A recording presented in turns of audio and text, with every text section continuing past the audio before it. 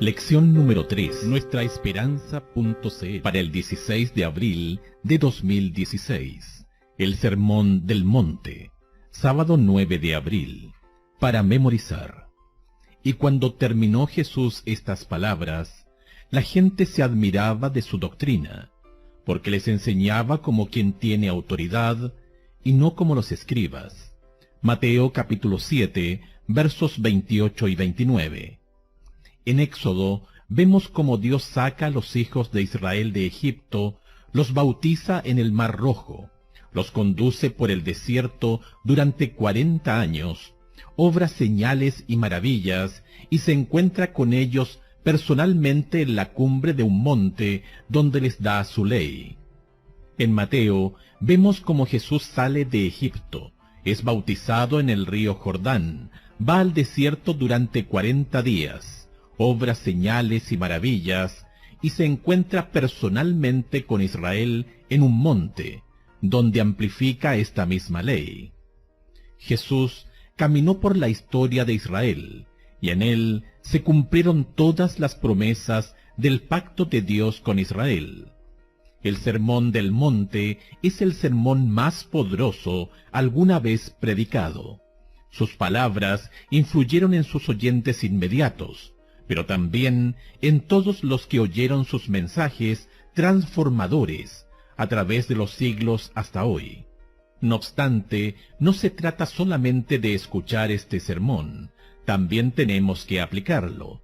Esta semana veremos lo que dijo Jesús en el Sermón del Monte, Mateo capítulo 5 al capítulo 7, y lo que dijo en Mateo capítulo 13 acerca de aplicar sus palabras a nuestras vidas. Domingo 10 de abril. Principios y normas. Repasa brevemente el Sermón del Monte en Mateo capítulo 5 al capítulo 7. Resume en las líneas que siguen lo que te parece que se destaca más y qué te dice a ti. Viendo la multitud, subió al monte, y sentándose, vinieron a él sus discípulos, y abriendo su boca les enseñaba diciendo: Bienaventurados los pobres en espíritu, porque de ellos es el reino de los cielos. Bienaventurados los que lloran, porque ellos recibirán consolación. Bienaventurados los mansos, porque ellos recibirán la tierra por heredad. Bienaventurados los que tienen hambre y sed de justicia, porque ellos serán saciados. Bienaventurados los misericordiosos, porque ellos alcanzarán misericordia. Bienaventurados los de limpio corazón, porque ellos verán a Dios. Bienaventurados los pacificadores, porque ellos serán llamados hijos de Dios. Bienaventurados los que padecen persecución por causa de la justicia, porque de ellos es el reino de los cielos. Bienaventurados sois cuando por mi causa os vituperen y os persigan, y digan toda clase de mal contra vosotros, mintiendo. Gozaos y alegraos, porque vuestro galardón es grande en los cielos, porque así persiguieron a los profetas que fueron antes de vosotros. Vosotros sois la sal de la tierra, pero si la sal se desvaneciere, ¿con qué será salada? No sirve más para nada, sino para ser echada fuera y hollada por los hombres. Vosotros sois la luz del mundo. Una ciudad asentada sobre un monte no se puede esconder. Ni se enciende una luz y se pone debajo de un almud, sino sobre el candelero, y alumbra a todos los que están en casa. No penséis que he venido para abrogar la ley o los profetas. No he venido para abrogar, sino para cumplir. Porque de cierto os digo, que hasta que pasen el cielo y la tierra, ni una jota ni una tilde pasará de la ley, hasta que todo se haya cumplido. De manera que cualquiera que quebrante uno de estos mandamientos muy pequeños, y así enseñe a los hombres, muy pequeño será llamado en el reino de los cielos. Mas cualquiera que los haga y los enseñe, éste será llamado grande en el reino de los cielos. Porque os digo que si vuestra justicia, no fuere mayor que la de los escribas y fariseos, no entraréis en el reino de los cielos. Oísteis que fue dicho a los antiguos, no matarás, y cualquiera que matare será culpable de juicio. Pero yo os digo que cualquiera que se enoje contra su hermano, será culpable de juicio, y cualquiera que diga necio a su hermano, será culpable ante el concilio, y cualquiera que le diga fatuo, quedará expuesto al infierno de fuego. Por tanto, si traes tu ofrenda al altar, y allí te acuerdas de que tu hermano tiene algo contra ti, deja allí tu ofrenda delante del altar, y anda, reconcíliate primero con tu hermano, y entonces ven y presenta tu ofrenda. Ponte de acuerdo con tu adversario pronto, entre tanto que estás con él en el camino, no sea que el adversario te entregue al juez, y el juez al alguacil, y seas echado en la cárcel. De cierto te digo que no saldrás de allí, hasta que pagues el último cuadrante. Oísteis que fue dicho, no cometerás adulterio, pero yo os digo, que cualquiera que mira a una mujer para codiciarla, ya adulteró con ella en su corazón.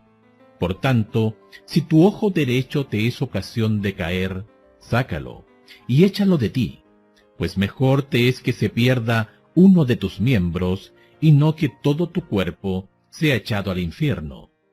Y si tu mano derecha te es ocasión de caer, córtala y échala de ti, pues mejor te es que se pierda uno de tus miembros, y no que todo tu cuerpo sea echado al infierno. También fue dicho, cualquiera que repudie a su mujer, dele carta de divorcio. Pero yo os digo que el que repudia a su mujer, a no ser por causa de fornicación, hace que ella adultere, y el que se casa con la repudiada, comete adulterio. Además, habéis oído que fue dicho a los antiguos, no perjurarás, sino cumplirás al Señor tus juramentos. Pero yo os digo, no juréis en ninguna manera, ni por el cielo, porque es el trono de Dios, ni por la tierra, porque es el estrado de sus pies, ni por Jerusalén, porque es la ciudad del gran rey. Ni por tu cabeza jurarás, porque no puedes hacer blanco o negro un solo cabello. Pero sea vuestro hablar sí, sí, no, no, porque lo que es más de esto, de mal procede. Oísteis que fue dicho, ojo por ojo y diente por diente. Pero yo os digo, no resistáis al que es malo. Antes, a cualquiera que te hiera en la mejilla derecha, vuélvele también la otra. Y al que quiera ponerte a pleito y quitarte la túnica, déjale también la capa. Y a cualquiera que te obligue a llevar carga por 1 milla, ve con él 2. Y al que te pida, dale. Y al que quiera tomar de ti prestado, no se lo rehuses. Oísteis que fue dicho, amarás a tu prójimo y aborrecerás a tu enemigo. Pero yo os digo, amad a vuestros enemigos, bendecid a los que os maldicen, haced bien a los que os aborrecen, y orad por los que os ultrajan y os persiguen, para que seáis hijos de vuestro Padre que está en los cielos, que hace salir su sol sobre malos y buenos, y que hace llover sobre justos e injustos. Porque si amáis a los que os aman, ¿qué recompensa tendréis? ¿No hacen también lo mismo los publicanos? Y si saludáis a vuestros hermanos solamente, ¿qué hacéis de más? ¿No hacen también así los gentiles?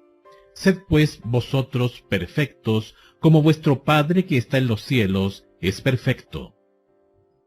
Capítulo 6. Guardaos de hacer vuestra justicia delante de los hombres, para ser vistos de ellos. De otra manera, no tendréis recompensa de vuestro Padre que está en los cielos. Cuando pues des limosna, no hagas tocar trompeta delante de ti, como hacen los hipócritas en las sinagogas y en las calles, para ser alabados por los hombres. De cierto os digo que ya tienen su recompensa.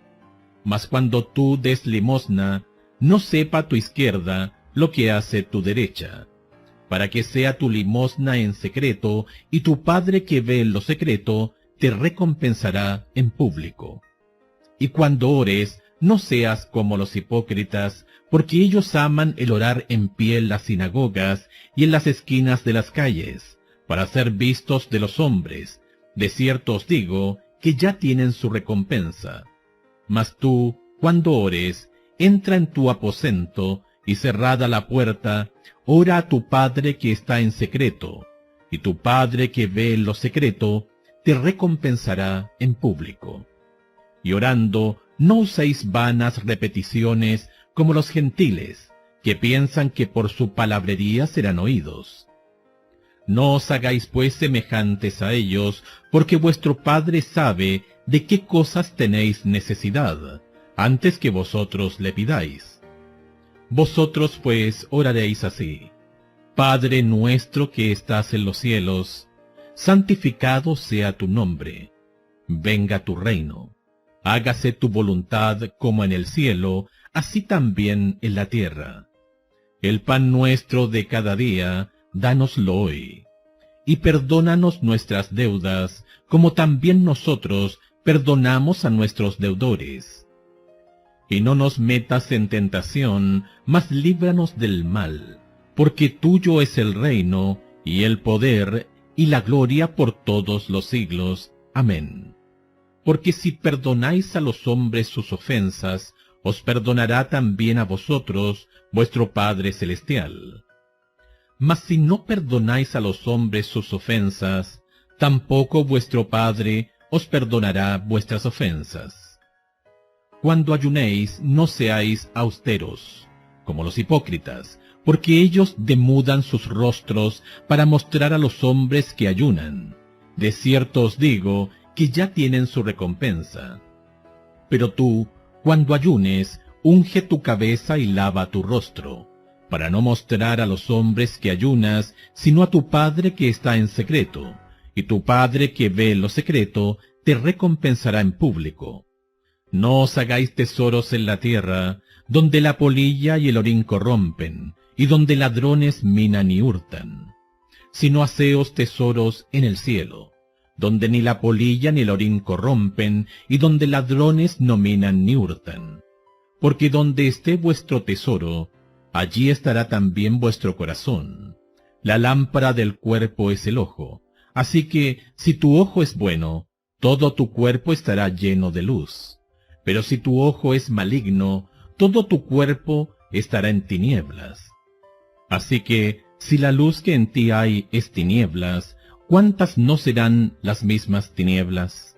Ninguno puede servir a dos señores, porque o aborrecerá al uno y amará al otro, o estimará al uno y menospreciará al otro.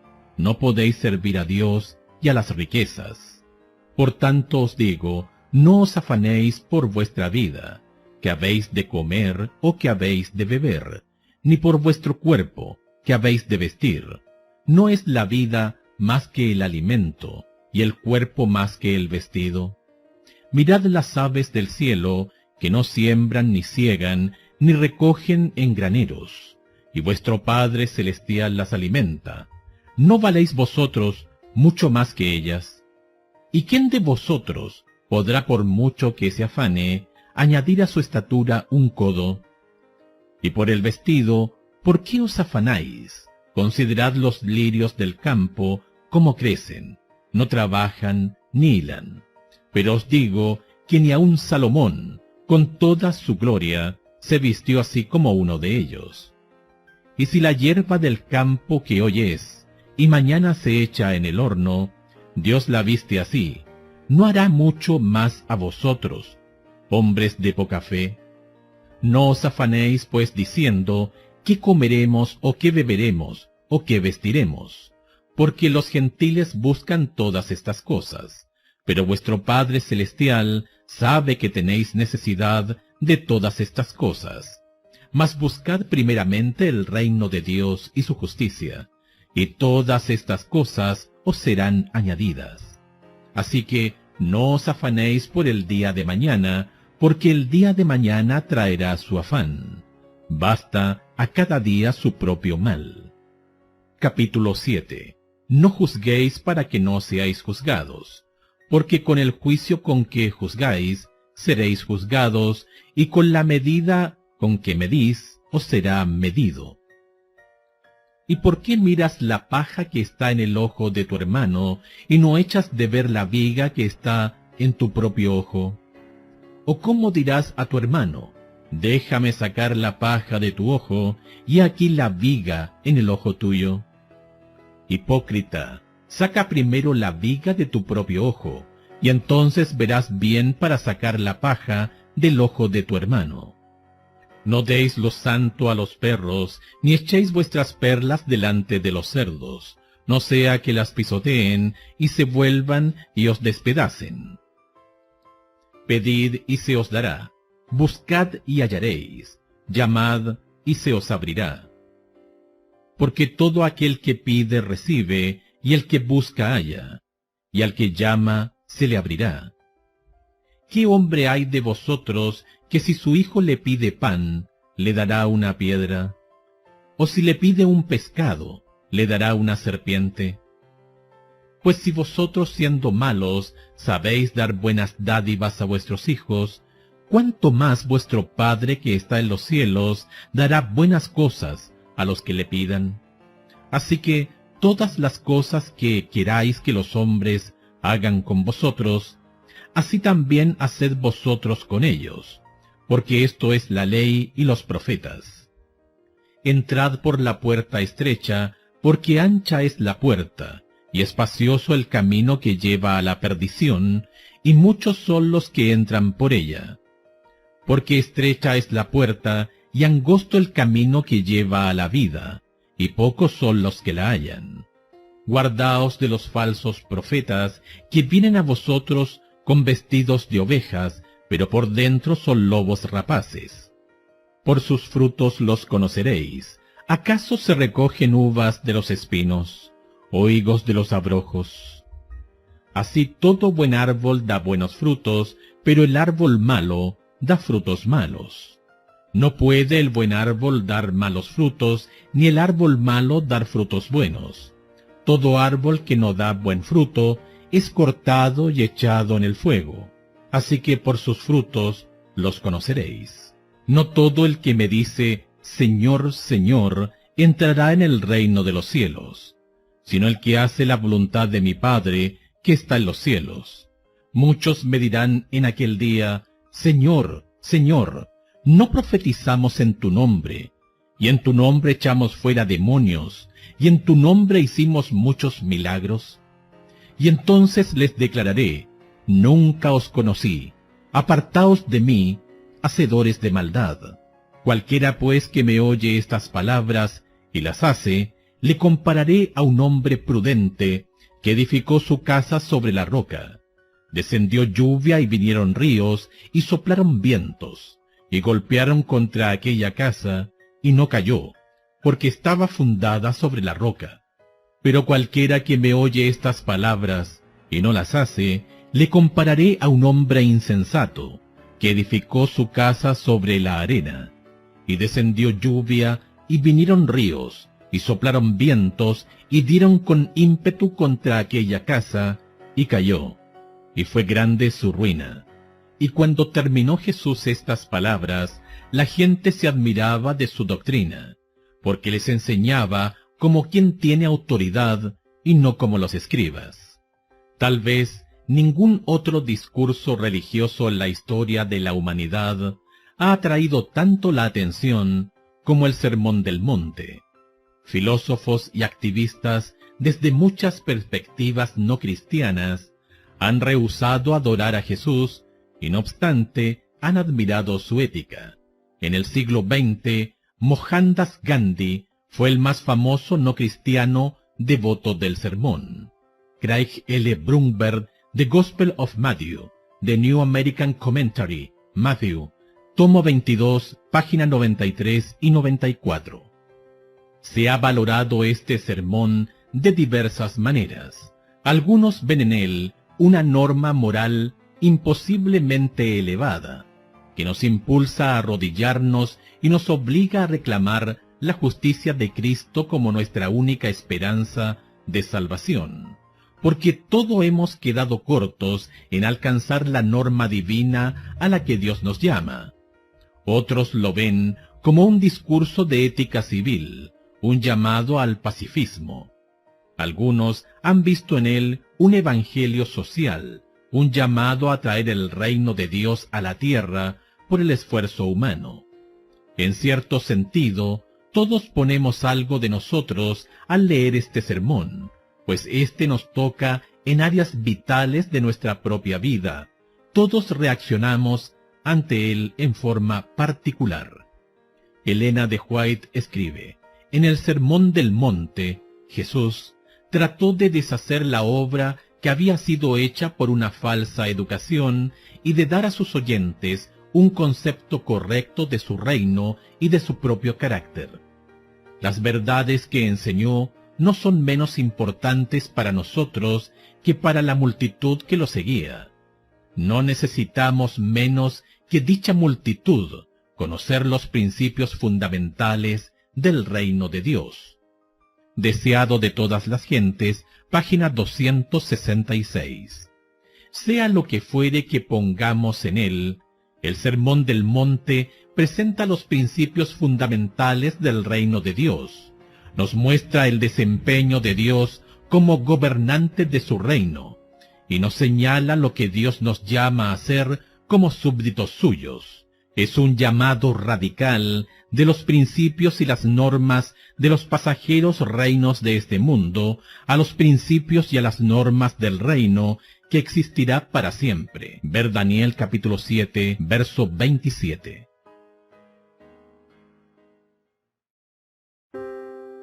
Lunes 11 de abril. El sermón versus la ley. Algunos cristianos consideran el Sermón del Monte como una nueva ley de Cristo que reemplaza la ley de Dios. Afirman que un sistema legalista fue reemplazado por un sistema de gracia o que la ley de Jesús difiere de la ley de Dios mismo. Estos son conceptos erróneos acerca del Sermón del Monte. ¿Qué dicen los siguientes textos acerca de la ley e indirectamente sobre la idea de que, de algún modo, la ley, es decir, los 10 mandamientos, fueron reemplazados en el Sermón del Monte? Mateo capítulo 5, versos 17 al 19 y 21, 22, 27 y 28. No penséis que he venido para abrogar la ley o los profetas. No he venido para abrogar, sino para cumplir. Porque de cierto os digo que hasta que pasen el cielo y la tierra, ni una jota ni una tilde pasará de la ley hasta que todo se haya cumplido. De manera que cualquiera que quebrante uno de estos mandamientos muy pequeños y así enseñe a los hombres, muy pequeño será llamado en el reino de los cielos, mas cualquiera que los haga y los enseñe, éste será llamado grande en el reino de los cielos. Verso 21. Oísteis que fue dicho a los antiguos: no matarás, y cualquiera que matare será culpable de juicio. Verso 22. Pero yo os digo que cualquiera que se enoje contra su hermano será culpable de juicio, y cualquiera que diga necio a su hermano será culpable ante el concilio, y cualquiera que le diga fatuo quedará expuesto al infierno de fuego. Verso 27 y 28. Oísteis que fue dicho: no cometerás adulterio. Pero yo os digo que cualquiera que mira a una mujer para codiciarla, ya adulteró con ella en su corazón. Compara estos textos también con Santiago capítulo 2 versos 10 y 11. Porque cualquiera que guardare toda la ley, pero ofendiere en un punto, se hace culpable de todos. Porque el que dijo: no cometerás adulterio, también ha dicho: no matarás. Ahora bien, si no cometes adulterio pero matas, ya te has hecho transgresor de la ley. Romanos capítulo 7 verso 7. ¿Qué diremos pues? ¿La ley es pecado? En ninguna manera. Pero yo no conocí el pecado sino por la ley, porque tampoco conociera la codicia si la ley no dijera: no codiciarás. Craig Kenner escribe: la mayor parte del pueblo judío entendía los mandamientos en el contexto de la gracia. Jesús, sin duda, tenía la intención de que las demandas del reino estuvieran a la luz de la gracia. Comparar Mateo capítulo 6, verso 12, Lucas capítulo 11, verso 4, Marcos capítulo 11, verso 25, Mateo capítulo 6, versos 14 y 15, Marcos capítulo 10, verso 15. En las narraciones de los evangelios, Jesús abraza a quienes se humillan y reconocen el derecho que Dios tiene a reinar, incluso cuando en la práctica no alcanzan la meta de la perfección moral. Capítulo 5, verso 48. Pero el reino de gracia que Jesús proclamó no era la gracia sin obras de gran parte del cristianismo occidental. En los evangelios, el mensaje del reino transforma a quienes humildemente lo abrazan, así como aplasta al arrogante, al que está satisfecho religiosa y socialmente. The Gospel of Matthew, a Social Rhetorical Commentary, páginas 161 y 162. Escucha Génesis capítulo 15, verso 6. ¿De qué modo esto nos ayuda a comprender que la salvación siempre ha sido por fe? Y creyó a Jehová, y le fue contado por justicia. La fe de Jesucristo no era una fe nueva. La fe es la misma desde la caída hasta hoy. El Sermón del Monte no enseña acerca de una salvación por gracia que reemplaza la salvación por obras. La salvación siempre fue por gracia. Los hijos de Israel fueron salvados por gracia en el Mar Rojo antes de que se les pidiera que obedecieran en el Sinaí. Ver Éxodo capítulo 20, verso 2. ¿Qué debería enseñarte tu propia experiencia con el Señor y su ley acerca de por qué la salvación fue siempre por fe y no por el cumplimiento de la ley? Martes 12 de abril. La justicia de los escribas y los fariseos. Escucha Mateo capítulo 5, verso 20. ¿Qué quiso enseñar Jesús cuando dijo que a menos que nuestra justicia supere a la de los fariseos y de los maestros de la ley, no podremos entrar en el reino de los cielos? Aunque la salvación siempre ha sido por fe, y aunque el judaísmo, como debería haber sido practicado, siempre fue un sistema de gracia, el legalismo se infiltró, como puede hacerlo en cualquier religión que toma en serio la obediencia, tal como el adventismo del séptimo día. En el tiempo de Cristo, muchos líderes religiosos, pero no todos, habían caído en una clase de ortodoxia religiosa dura, destituida de contrición, ternura o amor, que los transformaba de tal modo que su influencia no tenía poder para proteger al mundo contra la corrupción. El discurso maestro de Jesucristo, página 49. Las meras formas externas, especialmente las fabricadas por el hombre, no tienen poder para cambiar las vidas o transformar los caracteres. La única fe verdadera es la que obra por el amor. Gálatas capítulo 5, verso 6. Solo ella hace que las acciones externas sean aceptables a la vista de Dios. Escucha Miqueas capítulo 6, versos 6 al 8. ¿De qué modo esto es un resumen del Sermón del Monte? ¿Con qué me presentaré ante Jehová y adoraré al Dios Altísimo? ¿Me presentaré ante Él con holocaustos, con becerros de un año? ¿Se agradará Jehová de millares de carneros o de 10,000 arroyos de aceite?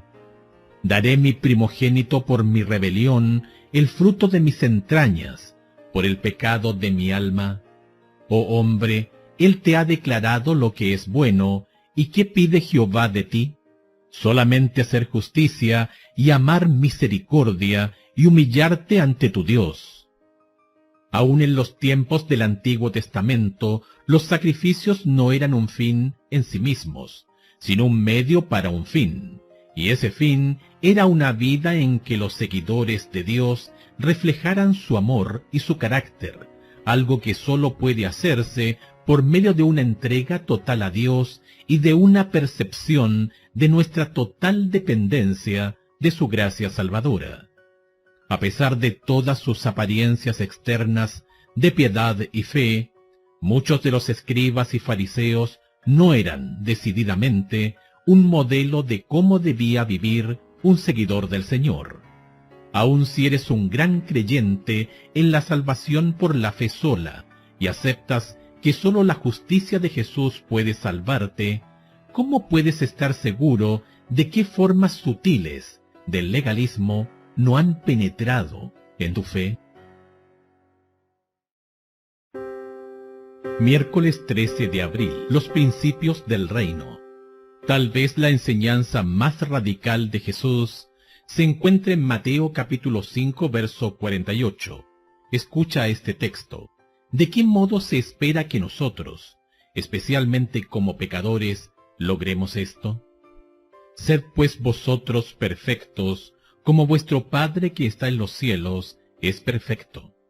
De todas las enseñanzas del Sermón del Monte, esta ha de ser una de las más asombrosas, la más extrema. Ser perfectos, como vuestro Padre que está en los cielos. ¿Qué significa esto? Un componente vital para comprender este texto se encuentra en la segunda palabra, pues. Es decir, implica una conclusión, una inferencia de lo que había antes. ¿Qué había antes? Escucha Mateo capítulo 5, versos 43 al 47.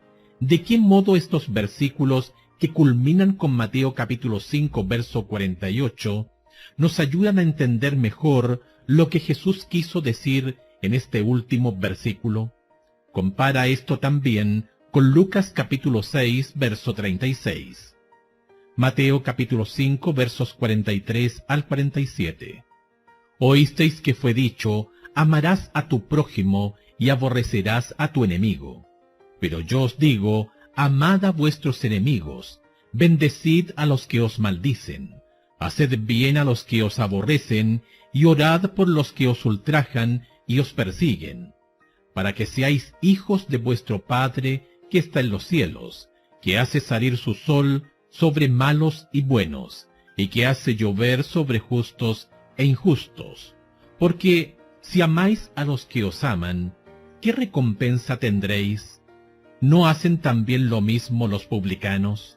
Y si saludáis a vuestros hermanos solamente, ¿qué hacéis de más? ¿No hacen también así los gentiles?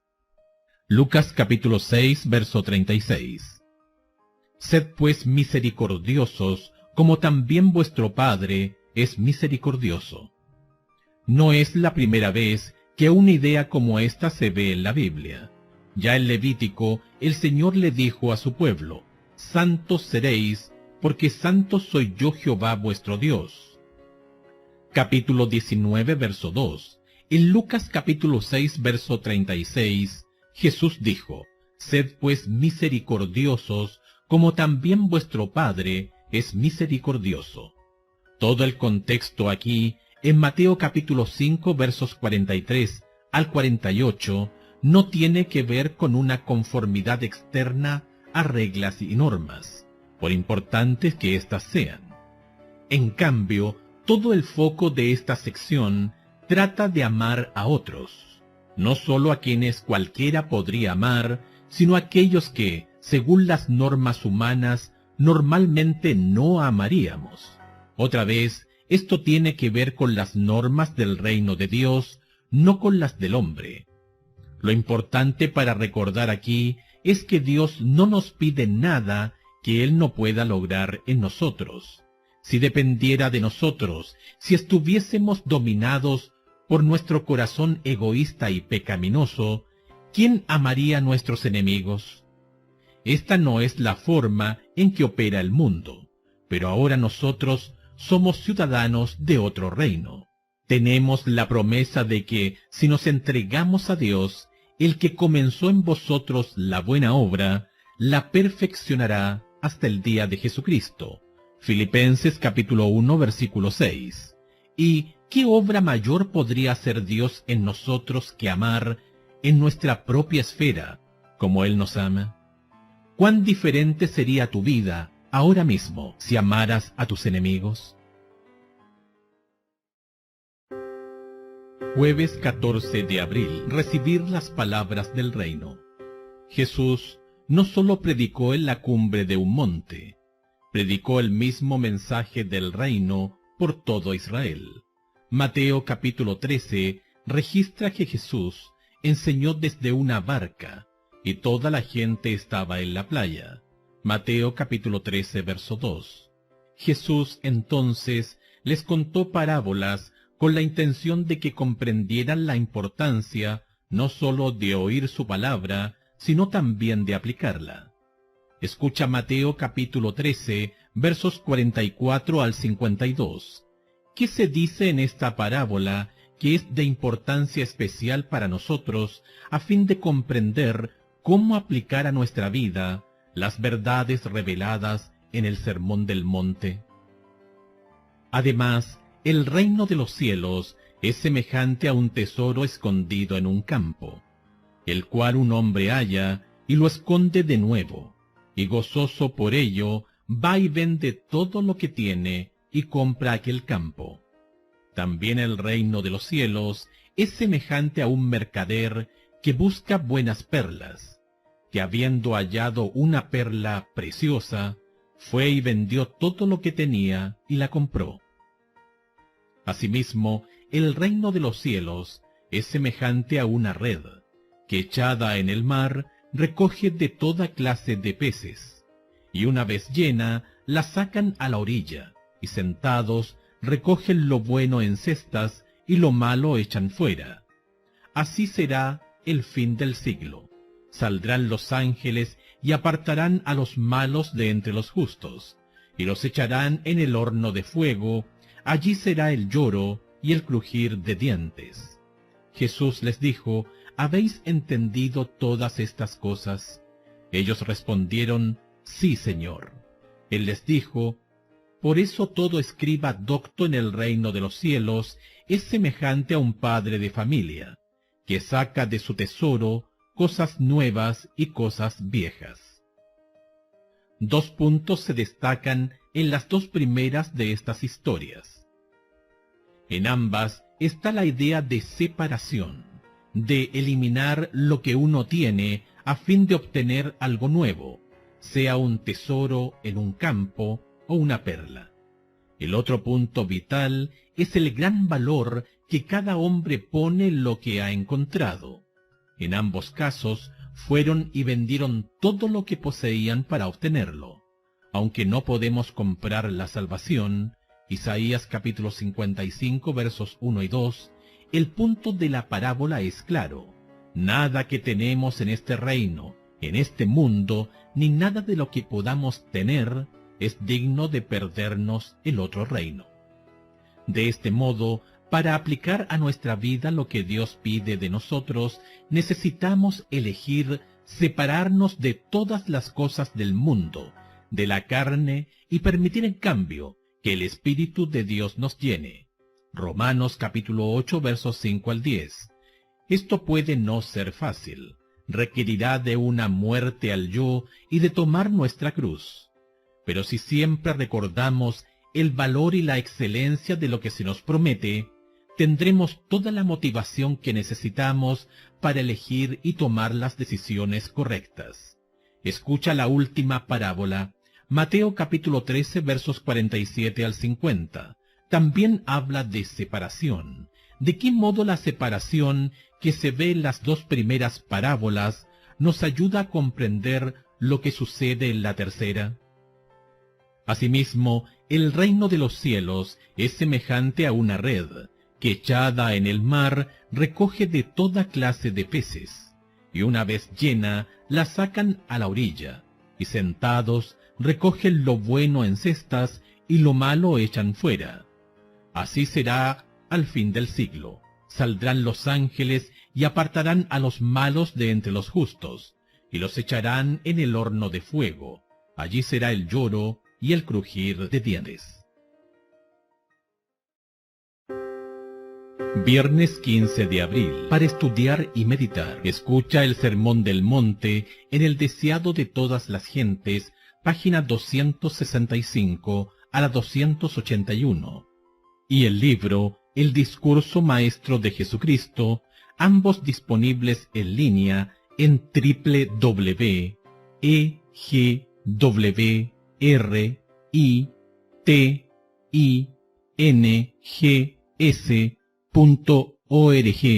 en español. En las palabras de Mateo capítulo 13, versos 44 al 46, el hombre encontró algo de gran valor. En este contexto, especialmente después de que Jesús contó la tercera parábola, Mateo capítulo 13, versos 47 al 50, lo que encontró era la verdad, verdad que conduce a la vida eterna, en oposición a la destrucción eterna, en el horno de fuego.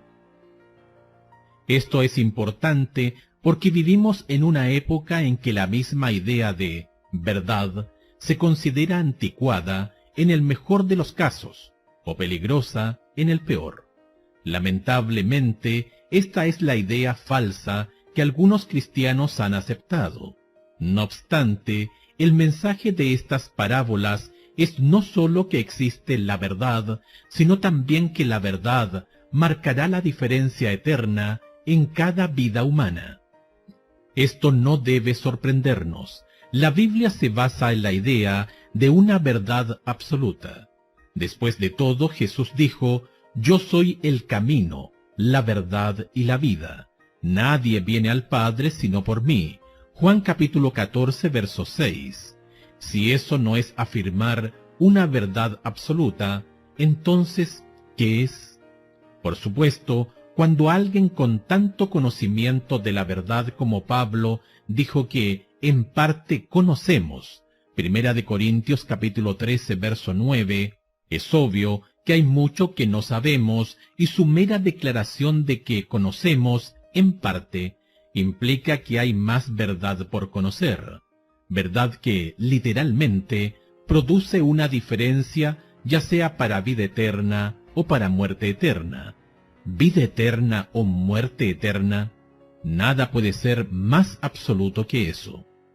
Preguntas para dialogar. 1. ¿Cómo sería vivir en un mundo donde todos siguieran los principios que se encuentran en el Sermón del Monte? 2. Jesús narró la parábola del constructor sabio y del necio. Ver Mateo capítulo 7 versos 24 al 27 a la vista del mar de Galilea. En la estación seca, la diferencia en la apariencia de la roca y de la arena de la orilla es casi imperceptible, y un constructor podría edificar su casa sobre la arena pensando que es roca. Cuando vienen las lluvias, se revela el fundamento arenoso y la casa colapsa. Jesús compara a quienes oyen sus palabras, pero no las practican, con un fundamento de arena. ¿De qué modo las tormentas en nuestra vida revelarán si nuestro fundamento es de roca o de arena? ¿Cómo podemos tener un fundamento que nos mantendrá estables y firmes aún en medio de la peor de las pruebas? Nuestra esperanza.